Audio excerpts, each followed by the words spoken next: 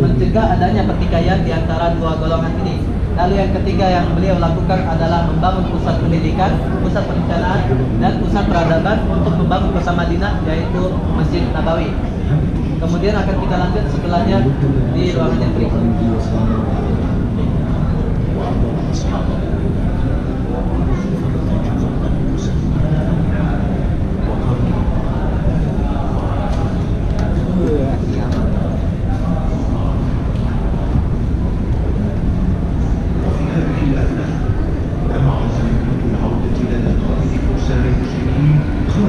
Lenggah, duduk.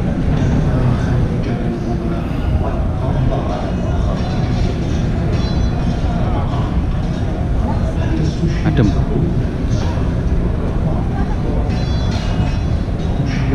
النبي صلى الله عليه وسلم قد قتل وانسحب الجيش المسلم وشهد.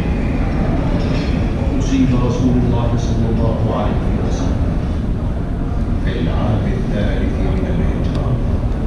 جاءت قريش بقيادة أبي سفيان بن حرب تحب تأخذها الرغبة للانتصار بعدها.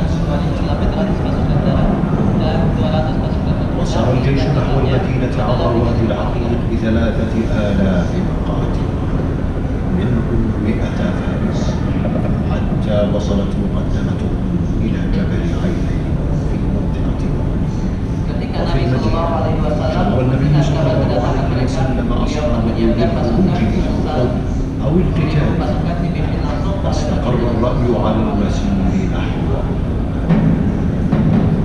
تحرك الجيش المسلم وقوامه 1000 مقاتل نحو منطقته ودخل وفي الطريق من المنافقين 300 مقاتل بقيادة عبد الملك بن بقيادة نبوية عسكر النبي صلى الله عليه وسلم جاعل Perang Uhud ini, tak perang Uhud. حمى ظهر المسلمين وبلغتهم بجانبه. Itu dipimpin nama ya Hamzah. Hamzah. Pemenang pas awet juga. وأمرهم بعدم نزول إلى الجبل. تقارب الجمعان وتتكلم وآلت مرحلة وبدأت المبارزة وظهرت جيش المسلمين ولاحت وتزعزعت قريش حتى ولت هاربة رأت جيش المشركين فنزلوا بجمع خالفوا أمر رسول صلى الله عليه وسلم فوقعت حكمة الله وتقديره. وفي هذه الأثناء جمعت فرعون اشتد طالب فرسان المشركين خرجوا guna menyerang bagian belakang umat Islam yang saat itu tak terlindungi. Mereka langsung menuju ke posisi Rasulullah SAW, sehingga pada saat itu pengawal Rasul banyak yang terbunuh dari kalangan sahabat, sekitar 70 sahabat. Bahkan Nabi pun terluka parah, giginya patah dan bibirnya terpotong akibat serangan kaum kafir yang dahsyat.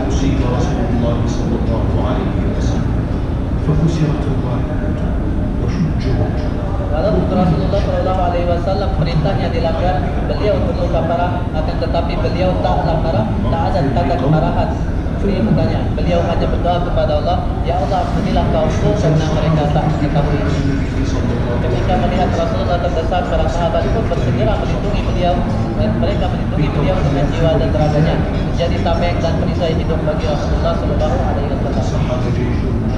Sehingga akan dikarenakan keberanian para sahabat, walaupun kaum kafir Quraisy berhasil memenangkan perang Uhud, akan tetapi tujuan mereka untuk membunuh Rasulullah telah gagal di perang ini. Kemudian akan kita lanjut ke ruangan setelahnya.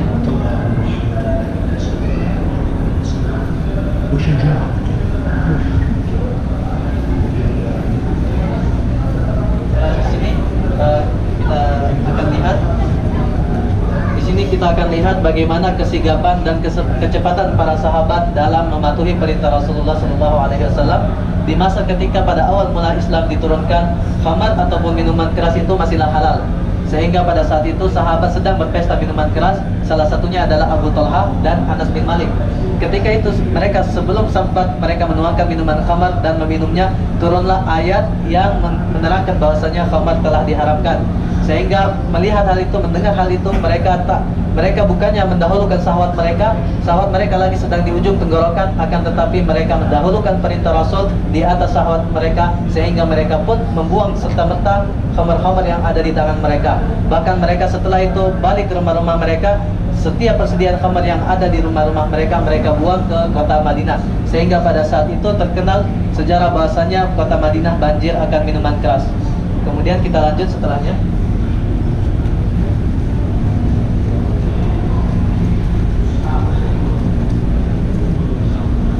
Kemudian ini adalah sumur yang diwakafkan oleh Utsman radhiyallahu an, sahabat yang termasuk sahabat paling kaya saat itu, untuk kepentingan umat Islam beliau wakafkan. Hingga saat ini sumur ini masih berada di kota Madinah, jaraknya sekitar 5 km, dan hasilnya dimanfaatkan oleh pemerintah Saudi untuk dikembangkan menjadi perhotelan dan apartemen.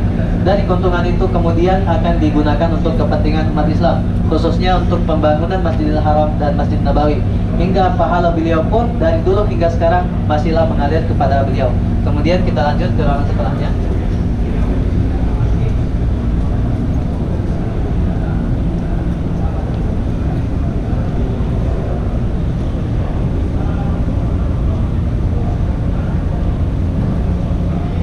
Di ruangan ini akan kita lihat bagaimana siapakah golongan sahabat yang paling banyak membantu Rasulullah SAW dalam membangun kota Madinah.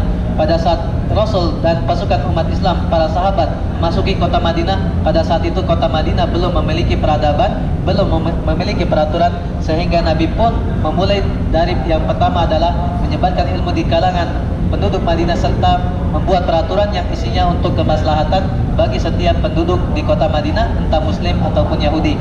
Dan sahabat golongan yang paling pertama membantu Rasul, paling cepat dan paling aktif adalah golongan yang namanya disebut di sini, yaitu dari golongan sahabat pengusaha sukses, pengusaha kaya, sahabat yang paling banyak mempunyai harta, dimulai dari Abu Bakar As-Siddiq, dilanjutkan dengan Umar bin Khattab dan Utsman bin Affan, hingga yang terakhir adalah Sa'ad bin Abi Waqqas. Dikarenakan keaktifan mereka dan kesegaraan mereka dalam menyambut perintah Rasul dan membantu mementingkan kepentingan umat Islam di atas kepentingan mereka sendiri, maka Rasul pun menjamin mereka akan masuk surga apapun yang mereka lakukan, entah dosa kecil ataupun dosa besar. Lalu setelah itu golongan kedua yaitu golongan fakir miskin.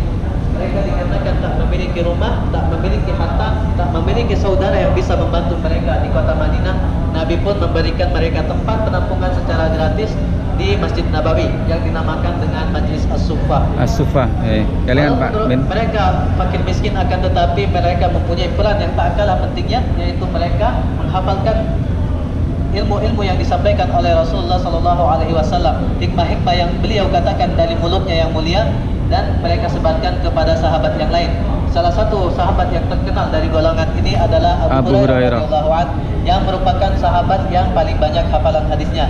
Lalu golongan yang ketiga yang terakhir yang tak kalah pentingnya juga adalah dari golongan sahabat wanita, yang mereka berdua berhasil mengislamkan banyak sekali sahabat pada saatnya, yaitu Ummu Sulaim dan Ummu Aidah. Kisahnya yang terkenal dari Ummu Sulaim adalah ketika Abu Talha saat itu ingin melamarnya dan dia masih kafir, Ummu Sulaim pun berkata kepadanya, saya hanya akan menerima lamaranmu jika engkau menjadikan keislamanmu sebagai mahar. Saya tak butuh harta yang banyak, saya hanya butuh keislamanmu. Hingga masuk Islamlah Abu Talha. Dan perjuangan Abu Talha yang paling kita kenal adalah ketika berada di perang Uhud, beliau mati-matian membela Rasulullah, melindungi Rasulullah SAW ketika diserbu dari segala penjuru arah oleh kaum kafir Quraisy. Kemudian kita lanjut ke ruangan setelahnya.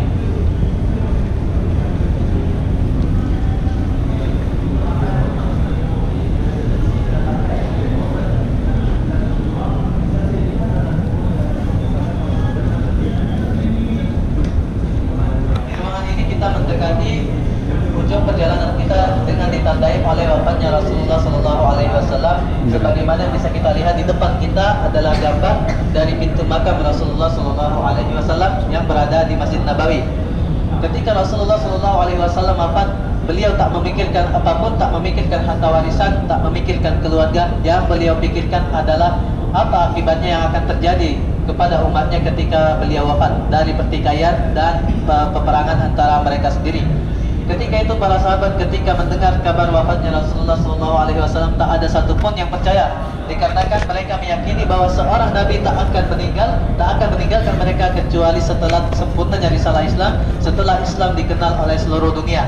Sehingga Umar bin Khattab yang merupakan sahabat yang paling banyak ilmunya pun, dia sampai-sampai tak percaya. Beliau mengelilingi kota Madinah dengan pedangnya berkata, serta lihat bahwasanya barang siapa yang mengatakan bahwa Rasulullah telah wafat atau telah mati, maka akan saya potong kepalanya. Dikarenakan mereka tak bisa membayangkan bagaimana mereka bisa melanjutkan risalah Islam tanpa adanya pemimpin terbesar mereka, tanpa adanya seseorang yang membimbing mereka menjawab segala permasalahan mereka akan agama. Sehingga pada saat itu semuanya putus asa, tak ada yang mau melanjutkan Islam ini. Hingga sahabat Abu Bakar As-Siddiq mengingatkan mereka dengan firman Allah yang artinya adalah Nabi Muhammad hanyalah seorang manusia biasa yang diangkat sebagai Rasul. Sebagaimana Rasul-Rasul sebelum beliau telah wafat, maka sudah semestinya beliau pun akan meninggalkan kalian. Apakah jika beliau mati atau meninggal, maka kalian akan meninggalkan agama ini juga? Maka barang siapa yang melakukan hal demikian, Allah tak akan merugi sedikit pun. Walaupun seluruh sahabatnya murtad meninggalkan Islam, Allah tak akan merugi walaupun sedikit. Dan Allah hanya membalas orang-orang yang bersyukur. Setelah itu para sahabat pun setelah mendengar firman Allah ini, mereka tambah semangat. Bahkan Islam lebih maju dari sebelumnya, sebagaimana yang akan kita lihat di masa Khulafaur Rasyidun.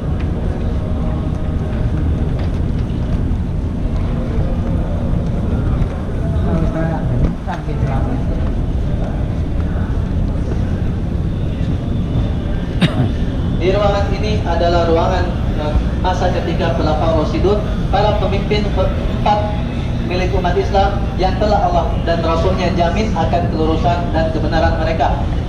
Manusia terbaik yang pernah dilahirkan di dunia ini, yaitu Rasulullah SAW, digantikan juga kewafatan beliau oleh generasi terbaik setelahnya, yaitu Khulafaur Rasyidun. Yang pertama adalah sahabat Abu Bakar As-Siddiq, sahabat karib Rasulullah SAW, dan yang menemani perjalanan hijrah beliau.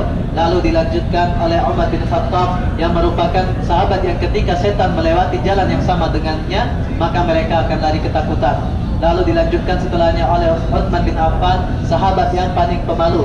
Bahkan malaikat pun sampai malu kepada Utsman radhiyallahu anhu. Dan yang terakhir adalah Ali bin Abi Thalib, sahabat yang terkenal paling bijaksana dan juga merupakan keponakan Rasulullah SAW, dan juga yang menikahi dua putri beliau. Kemudian kita lanjut ke ruangan setelahnya.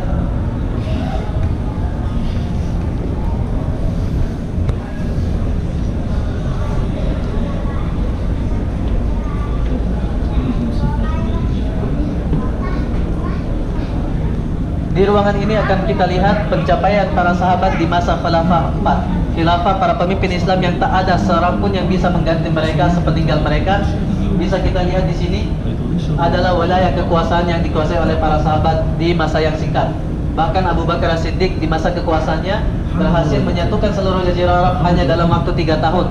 Bahkan dalam waktu 3 tahun itu beliau berhasil membebaskan Baitul Maqdis dari yang berada di Palestina dari tangan orang Nasrani yang saat itu merupakan bangsa terkuat pada masanya. Bahkan di masa akhir Ali bin Abi Thalib, para sahabat berhasil menguasai wilayah dari daratan Afrika hingga daratan India, di mana untuk melakukan hal itu, untuk menguasai setengahnya saja Romawi dan Persia yang merupakan bangsa terkuat pada zamannya, mereka hanya butuh waktu hingga ratusan tahun. Akan tetapi para sahabat hanya butuh waktu dari belasan hingga puluhan tahun saja. Kemudian akan kita lihat setelahnya.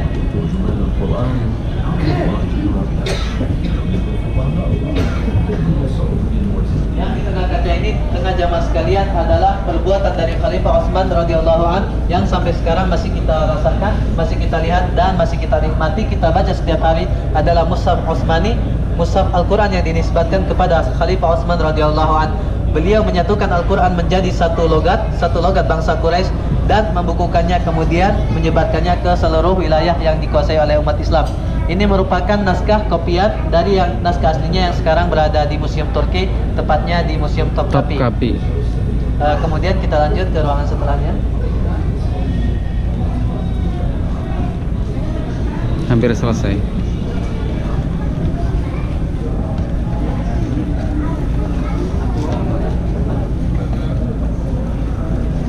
Ustaz, Iya. kita rombongan tahu ya, udah pernah kesini. Pernah. Oh, iya.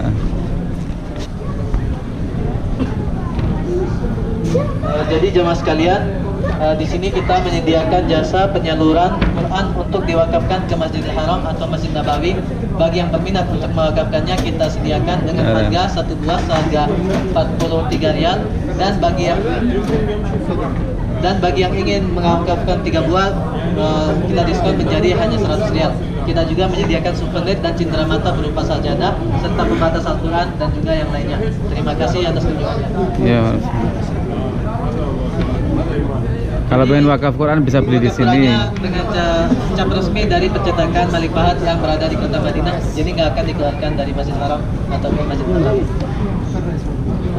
Ya, paham. Yes. الوقف ممكن تشرح لهم ايضا خدمه الوقف بالتفصيل عشان يعرفوا هم Nah, ya. الفكره. Ya, This is anak maklum. Anak maklum. يلا يشرب. Ya. تفضل. انا امسك الكاميرا. انا امسك الكاميرا. Sih. يلا امسك. ما شاء الله. Dan ceritanya begini, ini adalah Al-Quran asli yang ceritakan Madinah dan akan mendapatkan cap seperti ini. Kalau ada cap seperti ini, artinya kalau dimasukkan ke Masjidil Haram atau Masjid Nabawi, itu apa istilahnya tidak akan diambil atau disimpan, ditarik lah sama apa ya dari Masjid Nabawi dan akan selamanya di sini.